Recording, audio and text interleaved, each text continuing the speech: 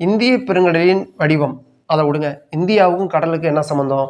India வந்து தீபகற்பம். தீபகற்பம் என்ன? 3 பக்கம் கடல், ஒரு பக்கம் நிலப்பரப்பு. அப்போ 3 பக்கம் கடல், முக்கோணம். அப்போ இந்திய பெருங்கடலின் வடிவம் முக்கோணம். பசிபிக்கும் கிட்டத்தட்ட முக்கோணம் தான். அப்போ எஸ் வடிவம் யாரு? எஸ்னாவே உங்களுக்கு என்ன ஞாபகம் வரும்? இந்தியா, புவியல்னா அட்லஸ். அட்லஸ்னா மேப் தானே. அப்போ அட்லாண்டிக் பெருங்கடல் வந்து எஸ் வடிவம். நெக்ஸ்ட், உலகின் கூரை என அழைக்கப்படுவது யாரு? கூரை விட ஏன் நம்ம மாத்திட்டு இருக்கோம்? ஏன் கூரை விட மாத்திரம்னா கூரை விட என்ன பண்ணிக்கும்? தீப்பத்திக்கும். அதனால தீபத். நெக்ஸ்ட், ஆண்டீஸ் மலைத்தொடர் வந்து நீளமான மலைத்தொடர். எவரெஸ்ட் வந்து உயரமான மலைத்தொடர். நெக்ஸ்ட், புவியின் வடிவம் என்ன? புவியினாலே உங்களுக்கு என்ன ஞாபகம் வரும்? ஈர்ப்பியல் மாறிலி, புவியீர்ப்பு முடுக்கம், ஜிஜி. அப்ப ஜியாய்டு. நெக்ஸ்ட், ராயல் வானியல் ஆய்வு மையம் எங்க இருக்கு? ராயல்னாவே நம்மளுக்கு என்ன ஞாபகம் வரும்? ராணி ஞாபகம் வச்சுங்க. இந்தியாவை பொறுத்த வரைக்கும் ராணினா யாரு? விக்டோரியா மகாராணி, பேரறிக்கை எல்லாம் படிச்சிருப்பீங்க. அப்ப அது இங்கிலாந்து.